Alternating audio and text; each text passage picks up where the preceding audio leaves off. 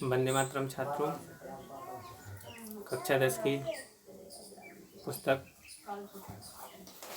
का आगे का पाठ हम लेकर के आए हैं, सामाजिक विज्ञान का संसाधन एवं विकास। ठीक है, उसी के आगे का कुछ पाठ हो गया था। वीडियो ज़्यादा बड़ी होने के कारण छोटी छोटी वीडियो में आपको यह पाठ करा रहे हैं। आप ग्रुप पर बने रहिएगा और आप समय समय पर जो समय दिया गया है, अपना स्कूल का ग्रुप का जो टाइम दिया गया है सामाजिक विज्ञान का 9:09:40 तक, तो इसके बीच में आप लोग वीडियो देखते रहिएगा। कभी कभी किसी दिन आप लोगों को वीडियो प्राप्त नहीं हो पाती है। ठीक है, कुछ व्यस्त होने के कारण नहीं आ पाती है, थोड़ा पीछे वीडियो आ जाती है। ठीक है, तो आज पढ़ेंगे हम मृदा का वर्गीकरण। तो मृदा का वर्गीकरण पढ़ेंगे तो मृदा को कौन कौन से भागों में बांटा गया है। तो सबसे पहले हम देखेंगे छात्रों, पहले है जलोढ़ मिट्टी, दूसरी है काली मिट्टी, तीसरी है लाल मिट्टी और पीली मिट्टी। इसके बाद चौथे नंबर है लैटेराइट मिट्टी, पाँचवें नंबर है मरुस्थलीय मिट्टी और 6वें नंबर है वन मिट्टी। ठीक है, वन मृदा। तो इन मृदाओं के बारे में, इन मिट्टियों के बारे में हम पढ़ेंगे। ठीक है, बारी बारी से। जलोढ़ मिट्टी, ठीक है, ये कहाँ पाई जाती है, किन किन क्षेत्रों पर पाई जाती है और इसका उपयोग क्या है। ठीक है, मतलब इसमें कौन कौन सी खेती की जाती है, किस खेती के लिए ये सही है और ये इस मिट्टी में कौन कौन से तत्व पाए जाते हैं, ये हम सभी लोग, ठीक है, बारी बारी से। ठीक है छात्रों, तो अब हम पढ़ रहे हैं मृदाओं का वर्गीकरण। तो सबसे पहले जलोढ़ मिट्टी के बारे में पढ़ेंगे कि यह जलोढ़ मिट्टी किन किन क्षेत्रों में पाई जाती है। ठीक है, और ये कहाँ कहाँ पर यह मिट्टी फैली हुई है। देखेंगे हम जलोढ़ मिट्टी, तो यह मिट्टी विस्तृत रूप से फैली है। संपूर्ण उत्तरी मैदान इसी मिट्टी से बना है। जो हमारा उत्तरी मैदान है, ठीक है, ये पूरा का पूरा उत्तरी मैदान इसी जलोढ़ मिट्टी से बना हुआ है। और यह जलोढ़ मिट्टी है जो हिमालय से निकलने वाली 3 नदी तंत्र हैं, ठीक है, वह अपने साथ बहा करके इस मिट्टी को लाती हैं, जैसे गंगा, सिंधु, ब्रह्मपुत्र। अब हम इन तीनों नदियों का नाम आ गया। वैसे तो अगले पाठ दिया गया है, ठीक है, कक्षा 9 में भी आप लोगों ने पढ़ा हुआ है। गंगा, सिंधु और ब्रह्मपुत्र उत्तरी मैदान में पाई जाने वाली ये बड़ी बड़ी नदियाँ हैं, इनके विषय में पढ़ा था। ठीक है, तो यह तीनों ही जो नदियाँ हैं अपने साथ बहा करके मिट्टी को हिलाती हैं। अब देखेंगे हम जो गंगा नदी है, यह हिमालय से निकली है, तो इसका उद्गम जो हुआ है वो हुआ है गंगोत्री से। और सिंधु और ब्रह्मपुत्र नदी का जो उद्गम हुआ है वो हुआ है मानसरोवर झील से। ठीक है दोस्तों, तो हम देख रहे हैं जो यह जलोढ़ मिट्टी है, यह बहुत ही उपजाऊ मिट्टी है, यह खेती के लिए बहुत ही उपयुक्त है और यह जो पाई जाती है उत्तरी मैदानों में पाई जाती है। उत्तरी मैदान में सबसे अधिक खेती की जाती है, क्योंकि यहाँ पर जलोढ़ मिट्टी जो बहुत ही उपजाऊ होती है, इसी के कारण से वहाँ पर अधिक खेती की जाती है। अब हम देखेंगे आगे कि जो इनमें कौन कौन से तत्व पाए जाते हैं। देखिए, तो इनमें जो तत्व पाए जाते हैं, यह मृदा अधिक उपजाऊ होती है, इसमें निम्नलिखित तत्व पाए जाते हैं। अब कौन कौन से? नंबर 1 पोटाश, फास्फोरस, इसे याद रखेंगे, 2 बार वीडियो चाहे देखेंगे और अपनी कॉपी पर नोट करेंगे, लेकिन इसे याद करेंगे क्योंकि आपका टेस्ट लिया जाएगा, उस टेस्ट में हम सब कुछ पूछेंगे।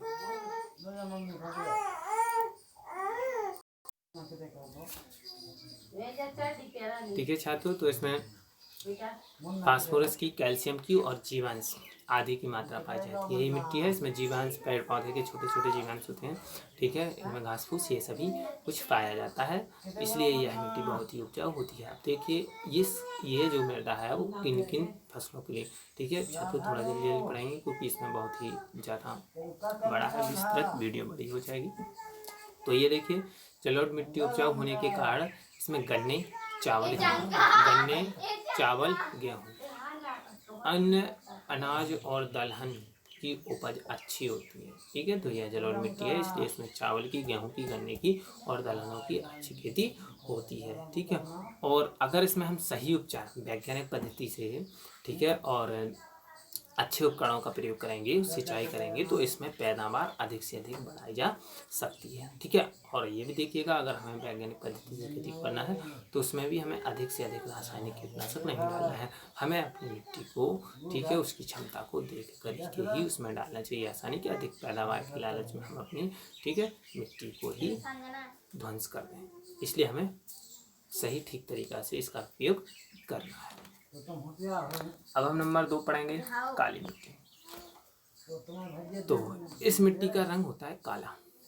ठीक, काली मिट्टी है तो इसका रंग होता है काला, और इसे रेगर मृदा भी कहा जाता है। ठीक है, रेगर मिट्टी भी इसे कहते हैं। इस मिट्टी का निर्माण ज्वालामुखी के लावा के ठंडा होने से हुआ है। ठीक है, जो यह ज्वालामुखी निकलती हैं, जो इन ज्वालामुखियों के मुख से जो लावा निकलता है, धुआं निकलता है, ठीक है, ये लावा धुआं राख जब ये ठंडी पड़ती है तो ठंडी होने के कारण जो यह मिट्टी बनती है, यह काली मिट्टी बनती है। अब इस मिट्टी में जो तत्व पाए जाते हैं, ठीक है, काली मृदा में, वो महीन कण होते हैं। ठीक है, यह मिट्टी मृतिकाओं से बनी होती है। इस मिट्टी में जो तत्व हैं देखेंगे क्या क्या है। देखिए, कैल्शियम कार्बोनेट, मैग्नीशियम, पोटास। ठीक है, यह तत्व इसमें पाए जाते हैं।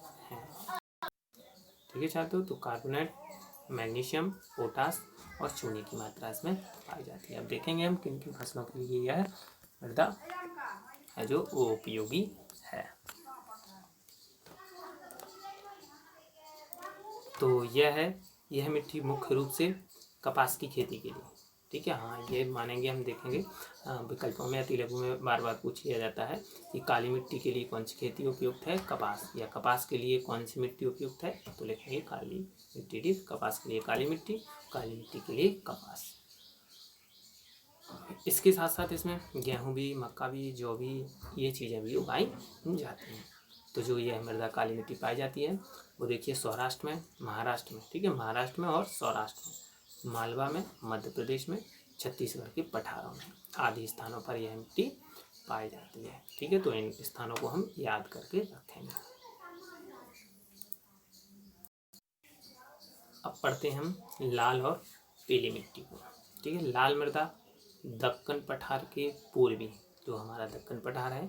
ठीक है, नेक्स्ट में हम जब मानचित्र को बताएंगे तो उसमें बता दिया जाएगा आपको कि दक्कन का पठार, मालवा का पठार, ठीक है, हिमालय और पूर्वी घाट, पश्चिमी घाट, ये कहाँ कहाँ पर पाए जाते हैं, ये सभी आपको बता दिया जाएगा। ठीक है, और पहली बात तो हम लोग 9th में भी इसे पढ़े हैं।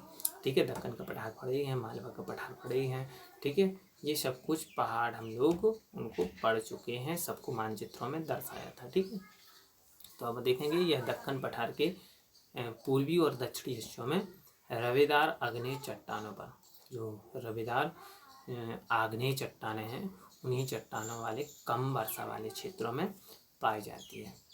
अब हम देखेंगे जो लाल मिट्टी है, पीली मिट्टी है, इन लाल मिट्टी का रंग होता है लाल होता है, पीली मिट्टी का रंग होता है पीला होता है। तो लाल और पीला इनका रंग होने का क्या कारण है?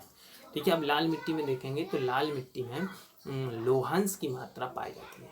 ठीक है, इसमें होती है लोहांश की मात्रा। देखेंगे लोहा में जब जंग आती है तो उसका रंग कैसा होता है? लाल। ठीक है, तो इसी लोहांश की मात्रा के कारण इसका रंग लाल होता है। और जो पीली मिट्टी का रंग है वह जल योजन के कारण इसका रंग पीला होता है। हम देखेंगे हम यह किन किन क्षेत्रों में पाई जाती है। यह उड़ीसा में, छत्तीसगढ़ में और मध्य गंगा मैदान। ठीक है, उड़ीसा में, छत्तीसगढ़ में, मध्य गंगा मैदान में, इन क्षेत्रों में यह मिट्टी पाई जाती है। अब नेक्स्ट पढ़ेंगे चौथे नंबर लैटेराइट मिट्टी। ठीक है, कौन सी पढ़ेंगे छात्रों? लैटेराइट मिट्टी को अब हम पढ़ेंगे। अब लैटेराइट मिट्टी जो है, लैटेराइट शब्द ग्रीक भाषा के शब्द लेटर से लिया गया है। ठीक है, लैटेराइट शब्द बना है जो ग्रीक भाषा के लेटर से बना हुआ है। इसका अर्थ होता है ईंट। ठीक है छात्रों, इसका अर्थ क्या होता है? ईंट। इस मिट्टी में सामान्यतः पौधे के पोषक तत्वों की कमी होती है। ठीक है, इनमें जो पोषक तत्वों, पौधे के लिए जो पोषक तत्वों की आवश्यकता होती है, उन पोषक तत्वों की मात्रा इसमें कम होती है। यह आर्थिक दक्षिणी राज्यों, महाराष्ट्र के पश्चिमी घाट क्षेत्रों, उड़ीसा, पश्चिम बंगाल के कुछ भागों में तथा उत्तरी पूर्वी प्रदेशों में पाई जाती है। ठीक है छात्रों, तो ये क्षेत्र है जो इन क्षेत्रों में यह मिट्टी पाई जाती है। जहाँ इस मिट्टी में पर्णपाती और सदाबहार वन मिलते हैं। पर्णपाती वन वो वन होते हैं जो ग्रीष्म ऋतुओं के प्रारंभ होने पर इनके पत्ते झड़ जाते हैं, वही वृक्ष आते हैं पर्णपाती वनों में। अब सदाबहार के अंतर्गत वो आते हैं जो पूरे वर्ष भर हमेशा सदा हरे भरे रहते हैं। ठीक है, तो इस मिट्टी में, ठीक है, यही लैटेराइट मिट्टी में पर्णपाती और सदाबहार वन पाए जाते हैं। अब देखिए किन किन फसलों के लिए उपयुक्त है। मृदा संरक्षण की तकनीकी अपनाकर। ठीक है, वैसे तो इसमें पोषक तत्वों की मात्रा बहुत ही कम है। ठीक है, वैसे तो अगर सिंपल में करेंगे तो हम खेती बहुत ही कम होगी, हो नहीं पाएगी। अगर हम मृदा का संरक्षण कर लेंगे, अच्छी तकनीकी अपना लेंगे, तो इस मिट्टी में, ठीक है, कुछ फसलें उगाई जा सकती हैं, जैसे चाय, कॉफी। ठीक है, इन फसलों को हम उगा सकते हैं और यह लैटेराइट मिट्टी काजू की फसल के लिए भी अच्छी मानी जाती है। ठीक है, तो यह पूछ लिया जाता है कि काजू की खेती के लिए कौन सी फसल, कौन सी मिट्टी उपयुक्त है, तो यह है लैटेराइट मिट्टी है। इसको हम ध्यान में रखेंगे, चाय के लिए, कॉफ़ी के लिए, काजू के लिए, यह है लैटेराइट मिट्टी। ठीक है छात्रों, तो अब आगे पढ़ते हैं हम मरुस्थलीय मिट्टी। तो मरुस्थलीय मृदाओं का रंग लाल होता है। अब मरुस्थलीय रेगिस्तान यानी राजस्थान में जो मिट्टी है वो है मरुस्थलीय मिट्टी, जो इसका रंग है लाल है। अब हम इसमें देखते हैं तो ज़्यादातर बालू मिट्टी होती है। ठीक है, बालू इसमें ज़्यादा पाई जाती है, रेत पाई जाती है। ठीक है, तो इसका रंग लाल होता है और भूरा भी होता है। ये मृदाएँ रेतीली और लवड़ीय होती हैं। मतलब ये जो मृदाएँ हैं वो होती हैं रेतीली, यानी इसमें बालू की मात्रा ज़्यादा होती है, और इसमें लवड़ी यानी खारा। ठीक है, तो इन क्षेत्रों में नमक की मात्रा इतनी अधिक है कि झीलों से जल वाष्पीकृत करके खाने का नमक बनाया जाता है। ठीक है, जो मरुस्थलीय क्षेत्रों में है, इस मिट्टी में लवड़ीय की मात्रा ज़्यादा होने के कारण इन क्षेत्रों में नमक बनाया जाता है। जैसे कि हम लोग 9th में पढ़ चुके हैं, एक सांबार की झील है जो खारे पानी की झील है, इससे नमक निकाला जाता है, जो कि राजस्थान में यह पाई जाती है।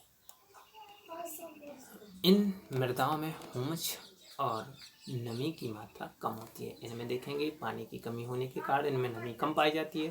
ठीक है, मृदा की सतह के नीचे कैल्शियम की मात्रा बढ़ती चली जाती है। ठीक है, हम देखेंगे तो इन मृदाओं के नीचे जितने नीचे जाएंगे वहाँ पर इसमें कैल्शियम की मात्रा बढ़ती जाती है। और नीचे की परत में चूने के कंकड़ की सतह पाई जाती है। इसके कारण मृदा में जल स्पंदन अवरुद्ध हो जाता है, यानी इस मृदा में जल ठहर नहीं पाता है। इस मृदा को सिंचित करके ही कृषि योग्य बनाया जा सकता है। अगर हम इन मरुस्थलीय मिट्टी पर खेती करना चाहते हैं तो इसमें हमें सिंचाई की आवश्यकता अधिक पड़ेगी। जितनी हम सिंचाई करके कर सकें उतनी ही फसल ठीक होगी। अब हम देखते हैं वन मृदा। ठीक है, वन मृदा यानी जहाँ पर वन पाए जाते हैं वही मृदा है वन मृदा। ये मृदाएं आमतौर पर पहाड़ी और पर्वतीय क्षेत्रों में पाई जाती है। ठीक है, क्योंकि हम देखते हैं पहाड़ और पर्वतीय जो क्षेत्र हैं वहाँ पर अत्यधिक वन पाए जाते हैं, तो उसी मृदा को कहा गया है वन मृदा। यहाँ पर पर्याप्त वर्षा उपलब्ध रहती है। ठीक है, यहाँ पर पर्याप्त वर्षा भी उपलब्ध रहती है, क्योंकि पेड़ों की मात्रा अधिक है, इसलिए वहाँ पर समय समय पर बारिश भी होती रहती है। नदी घाटियों में ये मृदाएं दोमट एवं सिल्ट होती हैं। ठीक है, अब हम देखेंगे तो यहाँ पर जो कहीं कहीं पर नदियों की घाटियों में ये मात्रा दोमट है, सिल्ट है, और कहीं कहीं पर तो जलोढ़ मिट्टी भी पाई जाती है। इन क्षेत्रों में जहाँ पर से नदियाँ निकली हुई हैं उन नदियाँ वाले क्षेत्रों में यहाँ पर जलोढ़ मिट्टी भी पाई जाती है, जो फसल के लिए अत्यधिक उपजाऊ मानी जाती है। तो वंदे मातरम छात्रों, हमारे चैनल को लाइक एवं सब्सक्राइब कर दीजिएगा ताकि हम जो भी वीडियो बनाएं वो आप तक जल्दी से जल्दी पहुंच सकें।